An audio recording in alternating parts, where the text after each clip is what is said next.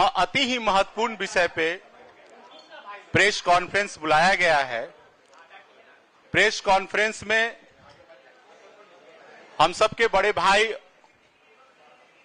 और पार्टी के मुख्य प्रवक्ता माननीय नीरज भैया, पार्टी के प्रवक्ता माननीय अंजुम आरा जी और मैं मनीष यादव प्रदेश प्रवक्ता, और इस संवाददाता सम्मेलन में आए हुए तमाम प्रिंट एवं इलेक्ट्रॉनिक मीडिया, आप सबका अभिनंदन एवं स्वागत करते हैं।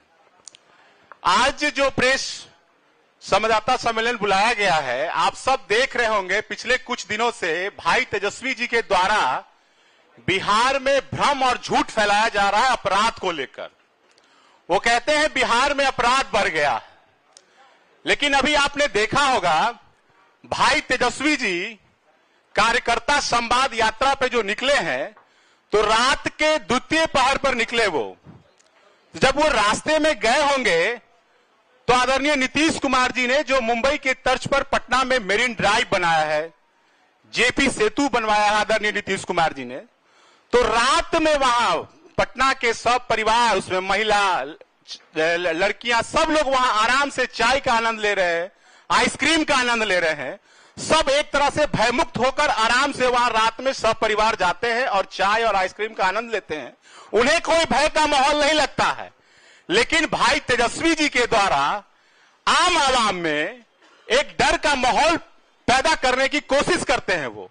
तो आज इसी विषय को लेकर हमारे बीच बड़े भैया नीरज भैया आप सबको इस विषय पे बिंदुवार बताएंगे। अंजुम जी, इससे पहले अंजुम जी बताएंगे। बहुत बहुत शुक्रिया मनीष जी, आप सभी का स्वागत है। अभी हमारे भाई प्रवक्ता मनीष कुमार जी ने आपको बताया कि किस तरह से नेता प्रतिपक्ष और विपक्ष भी लगातार, चाहे एक्स पोस्ट के माध्यम से, सोशल मीडिया के माध्यम से, या आप लोगों के से मुखातिब होकर के किस तरह से क्राइम को लेकर के एक फॉल्स एंड फैब्रिकेटेड डाटा हमेशा वो पोस्ट कर रहे हैं, जिसका उद्भेदन हम लोगों के माननीय मुख्य प्रवक्ता भाई भैया नीरज भैया करेंगे। मैं एक चीज की तरफ आप लोग का ध्यान आकृष्ट करना चाहती हूं कि देखिए, जो क्राइम और क्रिमिनल्स, अगर क्राइम की हम बात करें तो किसी भी सभ्य समाज में, चाहे वो कोई भी स्टेट हो या देश हो, कितना भी सामर्थ्य और सभ्य क्यों ना हो, अपराध शून्य समाज की कल्पना नहीं की जा सकती है। हाँ, अपराध कारित होते हैं, ऑफेंसेस होते हैं, तो ये स्टेट की, सरकार की रिस्पॉन्सिबिलिटी, चुनौती और चिंता होता है कि उस पे अंकुश लगाए, और इसी को कहते हैं हम कानून का राज। तो निश्चित रूप से आज बिहार में एनडीए की सरकार माननीय मुख्यमंत्री श्री नीतीश कुमार जी के लीडरशिप में है और कानून का राज स्थापित है। जब ये मैं कह रही हूं कानून का राज स्थापित है, दैट मीन्स कि जो भी अपराध कारित हो रहे हैं वो तो निश्चित रूप से दुख का विषय है, चिंता का विषय है, और हमारी सरकार एक्शन कर रही है। लेकिन आप लोगों ने देखा है इस चीज को कि इमीडिएट हमारी पुलिसिंग या फिर हमारा शासन और प्रशासन बिल्कुल फ्री हो करके 24 घंटे के अंदर, 48 घंटे के अंदर, 72 घंटे के अंदर, या मैं कहूं कि जो कानून में प्रिस्क्राइब्ड टाइम लिमिट है, विद इन उस प्रिस्क्राइब्ड टाइम लिमिट के अंदर में हमारी पुलिसिंग अपराधियों को गिरफ्तार कर लेती है और वो जेल की सलाखों के पीछे है, यानी कि फ्री होकर के कानून अपना काम कर रहा है। एक बेसिक बात मैं और बताऊं कि जब नेता प्रतिपक्ष इस बात को कहते हैं कि अपराध बढ़ा है, तो एक बहुत ही बेसिक बात हमें समझनी होगी कि हमारे देश में आपराधिक जो क्रिमिनल लॉ है वो दो तरह के क्रिमिनल लॉ हैं। एक तो पहले के, अगर कहूं जो अमेंडमेंट नहीं हुआ था, जो सब लोग बहुत आसानी से समझते हैं, इंडियन पेनल कोड जिसको कहते हैं, वो आपराधिक लॉ है, और जिसे अब हम कहते हैं भारतीय न्याय संहिता। और दूसरा होता है कि किसी भी स्टेट का होता है स्पेशल एंड लोकल लॉज होते हैं। अगर बिहार के परिप्रेक्ष्य में अगर मैं बात करूं तो यहाँ पे हमारे यहाँ शराबबंदी गैर कानूनी है, और यहाँ पे ऑलरेडी शराबबंदी कानून, जिसे मद्य निषेध अधिनियम कहते हैं, that is also a criminal law, उसमें पनिशमेंट है। इसके अलावा डोमेस्टिक जो लॉ है हमारे, विमेन डोमेस्टिक जो एट्रोसिटीज के लॉ है, वो भी क्रिमिनल लॉ, मतलब सो मेनी ऐसे लॉ हैं जो क्रिमिनल ऑफेंसेस माने जाते हैं, और उसे भी काउंट कर लिया जा रहा है वो अपराध की श्रेणी में। तो मैं स्पेसिफिकली अलग करके मैं बताती हूं कि क्या डाटा रहा है, उस डाटा से ये समझ में आएगा, और मुझे लगता है कि नेता प्रतिपक्ष को भी इस बात की आज जो हमारा प्रेस कॉन्फ्रेंस है उनको भी जानकारी होगी, क्योंकि जिस तरह का वो स्टेटमेंट में डाउट लगातार कर रहे हैं, फॉल्सली कर रहे हैं, ऐसा प्रतीत हो रहा है कि उन्हें जानकारी का अभाव है। उन्हें ये पता ही नहीं है कि हमारा जो भारतीय न्याय संहिता है, भारतीय नागरिक सुरक्षा संहिता या भारतीय साक्ष्य अधिनियम, इस सारी चीजों से वो अवगत नहीं है। और जब लोग कहते हैं ना नौवीं फेल, तो बहुत उनको खराब लगता है, क्योंकि वो तथ्यों से, वो कानून से, वो जो मामले होते हैं उससे अवगत होकर के नहीं, बस आते हैं और राजनीति करके चले जाते हैं। मैं आपको डाटा बता रही हूं कि क्या है। देखिए, स्पेशल एंड लोकल लॉज जो है, विशेष एवं स्थानीय कानून के आंकड़ों के अनुसार शराबबंदी कानून सहित 2013 में प्रति 1 लाख की जनसंख्या पे 17.4 होता था। ये कब की बात करें? 2013, जब शराबबंदी कानून नहीं हमारे यहाँ लागू था। 2022 में यही वो आंकड़ा बढ़ के 108.9 हो गया। यानी कि शराबबंदी जो हमारा लोकल लॉज है उसके आंकड़े ज्यादा बढ़े हैं, ना कि इंडियन पेनल कोड, भारतीय दंड संहिता के तहत वो मामले नहीं बढ़े हैं। दूसरी बात मैं कहना चाहती हूं कि 2013 में प्रति 1 लाख की जनसंख्या पर 166.3 अपराध होता था। किसके तहत? आईपीसी के तहत, यानी कि भारतीय न्याय संहिता के तहत। वही 2022 में यह आंकड़ा मात्र 168.1 है। यानी कि आप सोचिए कि इतने वर्षों में कितना मामूली जो है बढ़ा है, मात्र 2 पॉइंट से भी कम, 1.8 की वृद्धि हुई है। तो सभी राज्यों, अगर हम अन्य राज्यों से तुलना करें, बिहार में जो भारतीय दंड संहिता के तहत जो अपराध कारित हुए हैं, एक कंपैरेटिव मैं आप लोग को डाटा देती हूं कि छत्तीसगढ़ में 404.2 संज्ञेय अपराध की घटनाएं घटित हुई है। हरियाणा में 810.4 संज्ञेय अपराध की घटना घटित हुई है। केरल में 1274.8। अब सोचिए कि केरल में कितना इसका रेशियो बड़ा है। भारतीय दंड संहिता के तहत घटित जो आपराधिक घटनाएं, कॉग्निजेबल घटनाएं। बिहार में 277.1, उड़ीसा में 386.7, राजस्थान में 388.8 और तमिलनाडु में 617.2। आप देख लीजिए, जो ये मैंने कंपैरेटिव करीब 7-8 स्टेट का जो मैंने आपके सामने डाटा दिया, बिहार उसमें नीचे है। और ये मैं कहती हूं आपको कि जो एनसीआरबी का डाटा है उसमें बिहार 22वां स्थान पर हमारा है। वहीं मैं अगर महिला अपराध की मैं बात करूं तो मैं आपको बता दूं कि वर्ष 2022 में एनसीआरबी के आंकड़ों के अनुसार महिलाओं के विरुद्ध जो अपराध हुए थे, वो महिलाओं के विरुद्ध अपराध में राष्ट्रीय स्तर पर बिहार का स्थान जो है 2022 में 28वां है और 2021 में 26वां था। तो आप समझ सकते हैं कि जिस क्राइम को लेकर के नेता प्रतिपक्ष एक गलत बातें, फॉल्स एंड फैब्रिकेटेड बातें, जानकारी के अभाव में, लॉ की जानकारी के अभाव में वो जनता को दिग्भ्रमित करने का प्रयास कर रहे हैं। इन्हीं सब बातों के, इन आंकड़ों को हम लोगों को लगा कि आपके समक्ष रख करके आप लोगों के माध्यम से बिहार की तमाम आवाम को जो सत्य है, तथ्य है और जो फैक्ट है उससे हम लोग अवगत कराएं। अब मैं माननीय अपने मुख्य प्रवक्ता बड़े भाई श्री नीरज भैया से आग्रह करूंगी कि आपसे मुखातिब हो। हमारी पार्टी के संवाददाता सम्मेलन में समुपस्थित माननीय अंजू महाराज जी, छोटे भाई माननीय मनीष यादव जी एवं इलेक्ट्रॉनिक व प्रिंट मीडिया के सम्मानित साथियों, मान्यवर तेजस्वी यादव जी का ट्वीट का खेल चल रहा है।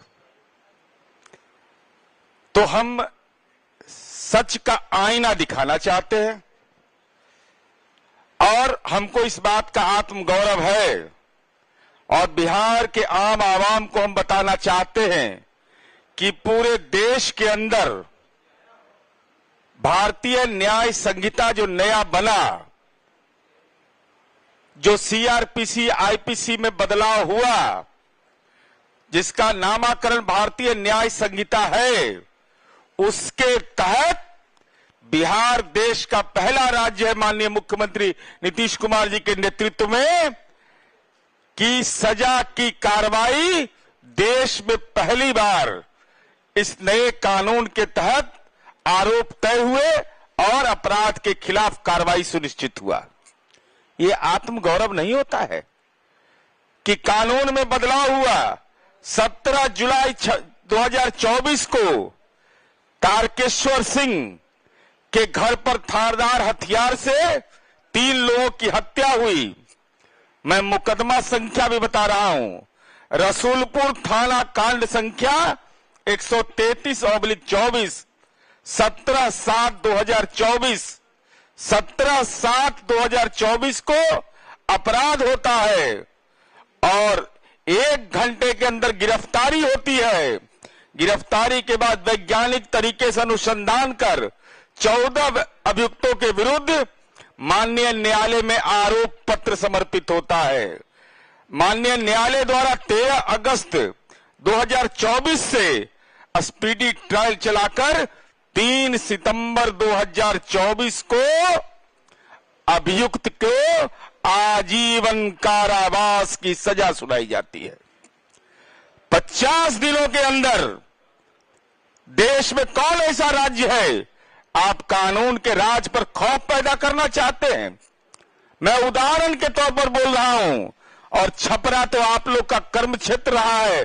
प्रतिपक्ष के नेता माननीय तेजस्वी यादव जी, क्या यह सच नहीं है कि 50 दिनों के अंदर देश में पहला राज्य है बिहार जिसने नए कानून बने और नए कानून के आधार पर हम लोगों ने त्वरित कार्रवाई करते हुए हमारी पुलिस ने, छपरा पुलिस ने आजीवन कारावास, 1 घंटे के अंदर अभियुक्त की गिरफ्तारी, क्या ये कानून के राज का परिचायक नहीं है? अब माननीय तेजस्वी यादव जी, आप लगातार अपराध पर बोलते रहते हैं। मैं बोलना नहीं चाहता था लेकिन मुझे आपने मजबूर कर दिया हम लोगों को। 5 सितंबर को ये ट्वीट करते हैं। मैं सलाह देना चाहता हूं कि ट्वीट को जरा देखा करिए। आप प्रतिपक्ष के नेता हैं, संवैधानिक पद पर हैं। अब बताइए, ट्वीट में क्रम संख्या 75, ये ट्वीट भी है मेरे पास, ये उनका ट्वीट है, क्रम संख्या 75 पर क्या आपने लिख दिया? क्रम संख्या 75 पर सौर बाजार खगड़िया। हम सलाह देना चाहते हैं, हम कोई आलोचना का स्वर मेरा नहीं है। अब सौर बाजार खगड़िया में कहां है भाई? ये तो सहरसा में है। आपने सौर बाजार की चर्चा खगड़िया में कर दी, तो उसका जो भी ट्वीट करते हैं, एक्स पर डालते हैं, उसका अवलोकन कर लीजिए, ये मेरा विनम्र अनुरोध है। दूसरा, आपने क्रम संख्या 86 जो 5 सितंबर का ट्वीट है जिसमें उन्होंने विभिन्न आपराधिक घटनाओं की चर्चा की है। वैशाली हाजीपुर में आईडीबीआई बैंक में 19 लाख की लूट का मामला कहां हुआ, कब हुआ, मुकदमा संख्या क्या है, इसकी अद्यतन जानकारी दीजिए। वैशाली के लोग, आपका विधानसभा क्षेत्र है। हम लोगों ने जब पुलिस से जानकारी ली, ऐसी कोई घटना वैशाली में प्रतिवेदित नहीं हुआ है।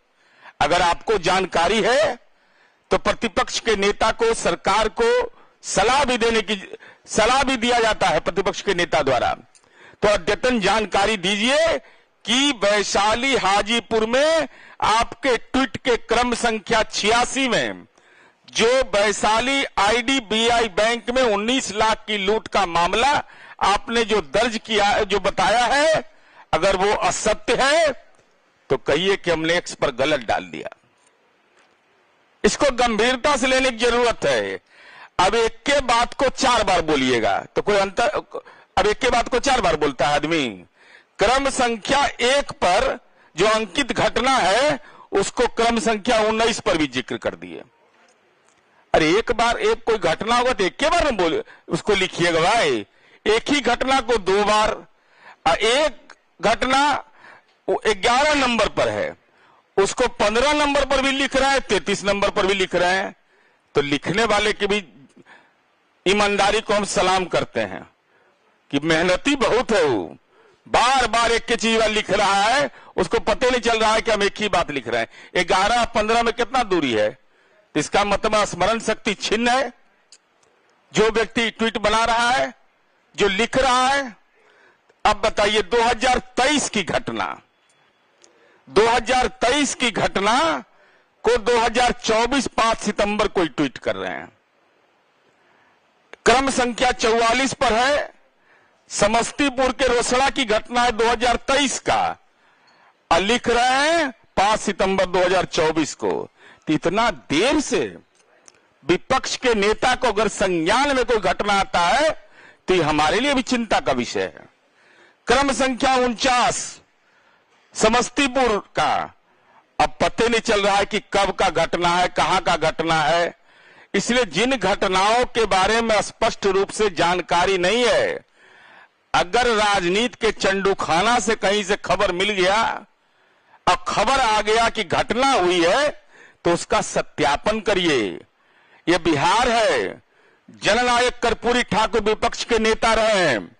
हम लोग बचपन में, हम लोग को अनुभव है उनके बारे में कि घटना होती थी तो जननायक घटना स्थल पर जाते थे, घटना की जानकारी लेते थे और तब अपनी बात को मीडिया और प्रेस के सामने वो बताते थे। ये कौन सी परंपरा की शुरुआत कर दिया कि किसी ने खबर किया, कतरन के आधार पर आपने एक्स पर पोस्ट कर दिया। चूंकि ट्वीट का खेल चलता है आजकल राजनीति में। और अब क्रम संख्या 49, अब क्रम संख्या 96 वैशाली महुआ रजिस्ट्री ऑफिस के पास अपराधी द्वारा 5 लाख लूटे गए। यह ट्वीट है। अरे सच यह है ना, जानकारी रखिए ना। जब वैशाली की भी आप जानकारी नहीं रखिएगा तो कहां से मधेपुरा की जानकारी रख पाइएगा आप। उसमें शिकायतकर्ता की पत्नी के अभियुक्त रहने के कारण मारपीट का मामला था। आप कह दिए कि 5 लाख लूट लिया। और ये तमाम घटनाओं के बारे में मैं मीडिया के साथियों को, हमारी पार्टी के मुख्यालय से हमारी पुलिस ने जो कार्रवाई की, पुलिंदा है, पुलिंदा। अपराधियों के खिलाफ जो मुकम्मल हम कार्रवाई करते हैं, एक एक घटना के बारे में हमने जानकारी इसमें उद्धृत कर दिया है। यह उद्धृत है। हम बचाव नहीं करते हैं, अपराधियों पर कानून का वज्र प्रहार करते हैं। इस बात का एहसास बिहार के आम आवाम को है, चूंकि ये लंबा हो जाएगा। माननीय अंजू महाराज जी ने आपको बताया, हम केवल बताना चाहते, भाई किसी को तो सही मानिए। जो ट्वीट कर रहे हैं उसमें तथ्यगत सही है नहीं। नेशनल क्राइम ब्यूरो का आंकड़ा, ये हमारा आंकड़ा है, नेशनल क्राइम रिकॉर्ड ब्यूरो का आंकड़ा है कि जो अभी इन्होंने बताया कि शराबबंदी लागू होने से स्पेशल लॉ इनेक्ट है बिहार के अंदर। तो स्वाभाविक है, दारू पीने वाला, दारू बेचने वाला पकड़ाएगा सब, अंकित होगा दर्ज ना, अंकित होगा मामला ना। तो जब मामला, तो स्वाभाविक है बढ़ जाएगा। लेकिन उसके बावजूद जरा आंकड़ा का अध्ययन करवा लीजिए। हम सलाह देना चाहते हैं, हम कोई आलोचना नहीं कर रहे हैं, हम सलाह दे रहे हैं। प्रति लाख जनसंख्या के आधार पर राष्ट्रीय स्तर पर संज्ञेय अपराध का दर है, कॉग्निजेबल ऑफेंस 422.2। और जहां कहा जा रहा है कि कानून में कोरोना आ गया, अब घर से कोई निकल ही नहीं रहा है, डर गया लोग। अब वहां है बिहार में कुल संज्ञेय अपराध दर है 277.1। राष्ट्रीय औसत दर है अपराध का 422.2 और बिहार का 277.1। सभी राज्य और केंद्र शासित प्रदेशों में प्रतिवेदित संज्ञेय अपराध की तुलना में बिहार में अपराध का दर काफी कम है और 19वें स्थान पर है। तो कुछ लिखिए पढ़िएगा ना भाई, ऐसे बोल दीजिएगा भाई नेशनल क्राइम ब्यूरो है, स्टेट क्राइम ब्यूरो है, सबका रिकॉर्ड है, सब रिकॉर्ड का तुलनात्मक विवरण करना चाहिए, अध्ययन करना चाहिए, तब आरोप तथ्यगत लगाइए तो कोई दिक्कत नहीं। कि फला अपराध हुआ है, हमने कोई कार्रवाई नहीं की तो सरकार कटघरे में होगी। लेकिन कानून के राज को कोई चुनौती देगा तो कानून के जबड़े में अगर उसको कैद करेंगे तब सवाल कानून के राज पर नहीं करना चाहिए। अब बताइए, अब हम यह कहना चाहते हैं कि एनसीआर भी तो आप समझ रहे होंगे, आप विपक्ष में रहे हैं, सत्ता में भी हमारे साथ रहे हैं, और ज्यादा नहीं जब इस सत्ता में हमारे साथ थे 17 महीना और 21 महीना तो 8,573 हत्या हुई थी। हत्या विभिन्न कारणों से 60% तो हमारे हत्या भूमि विवाद के चलते होता है। भाई भाई में विवाद हो गया, गांव में विवाद हो गया, संगठित अपराध करने का तो किसी को औकात नहीं है। तो उस समय आपका कोई ट्वीट नहीं आया था, उस समय एक्स नहीं था, ट्वीट था। उस समय तो कहा जाता था कानून का राज। अरे उस समय भी अपराध होता था तो उसके खिलाफ कार्रवाई करते थे, आज भी अपराध होता है तो उसके खिलाफ हम कार्रवाई करते हैं। और साथ ही साथ अब तो क्रिमिनल मेजर एक्ट्स हो गया है। तो नया जब हम लोग को जवाब दीजिएगा तो क्रिमिनल मेजर एक्ट्स को जरूर पढ़ लीजिएगा। सीआरपीसी आईपीसी बोलिएगा तो गड़बड़ा जाएगा। अब तो बदल गया, अब तो कानून की किताब भी उपलब्ध है और 1495 रुपया उसका दाम है, ज्यादा महंगा भी नहीं है। तो आपका तो अधिवक्ता सेल है आपकी पार्टी का, मंगवा करके हम लोगों के आरोप का जवाब दीजिए। दूसरा, हम यह कहना चाहते हैं आपसे कि जो अभी बताया अंजुम आरा जी ने कि प्रति 1 लाख की जनसंख्या पर 166.3 1.8% की वृद्धि हुई। और क्या कहा जाता है बिहार में कि 2013 के बाद से बिहार में स्थिति गड़बड़ हो गई। अरे यूनिक सेलिंग पॉइंट है हमारा कानून का राज, कोई बदलाव नहीं हुआ। 1.8% की वृद्धि हुई तब जब शराबबंदी लागू है, शराब के मामले भी दर्ज हो रहे हैं और राष्ट्रीय स्तर पर अपराध का दर है 258.1 और बिहार का है 168.1। तभी वो अंतर समझ में नहीं आता तो कौन मदद करेगा। अरे ज्ञान तो बटैया मिलता नहीं है, बटाई मिलता है ज्ञान। तो ज्ञान तो किताब से, आंकड़े से, दस्तावेज से मिलेगा। और हम इसलिए इसे कह रहे हैं कि बिहार का अन्य राज्यों से तुलना कर लीजिए आप। बिहार, केरला सबसे शिक्षित राज्य है ना। केरला महागठबंधन के घटक दल की सरकार है ना, सबसे ज्यादा शिक्षित राज्य है ना, साक्षरता दर उसका ज्यादा है ना। वहां भी अपराध हमारा 158.8 है वहां का आंकड़ा। और ये हम इसलिए कह रहे हैं, अब अपराध में हत्या एक महत्वपूर्ण चीज है, किसी की होती है तो दुखद पीड़ाजनक है। अब हत्या के मामले में राष्ट्रीय स्तर पर बिहार का स्थान 14वां है और अपराध दर 2019 में 2.6 था, 2020 में 2.6 और 2021 में 2.3। और महिलाओं के मामले में तो अंजुम आरा जी ने आपको बताया, शराबबंदी के बाद जो महिला अपराध के दर में कमी आई है, ये देश के अंदर एक ऐसा मॉडल नीतीश कुमार जी ने स्थापित किया है। और हमारा ये सीधा कहना है कि जननायक कर्पूरी ठाकुर जो वंचितों के नेता थे, दलितों के नेता थे, अति पिछड़ा के नेता थे, समाज के कमजोर तबके की आवाज थे, उनका सपना था इस बिहार के अंदर में शराबबंदी लागू हो और नीतीश कुमार जी ने उस सपने को साकार कर दिया और उसका लाभ मिल रहा है समाज के 50% महिलाओं को। 50%। एगो नेताजी आए हैं आजकल, लॉन्च किया नया बिहार में, कहे कि 15 मिनट में हम शराबबंदी खत्म कर देंगे। तो हम पिछला बार भी बोले थे ना, अभी तक कार्यक्रम उनका नहीं आया कि जीडी वीमेंस कॉलेज में कब कार्यक्रम दीजिएगा अपने बगल में कि शराबबंदी खत्म कर देंगे। तो जीडी वीमेंस कॉलेज है, वीमेंस कॉलेज है, जहां मर्जी करे वहां अपना कार्यक्रम आप आयोजित करिए कि हम शराबबंदी खत्म करेंगे। 15 मिनट के अंदर में 2 मिनट कोई कार्यक्रम नहीं चलेगा, बेटियां आपका बेहतर राजनीतिक इलाज कर देगी।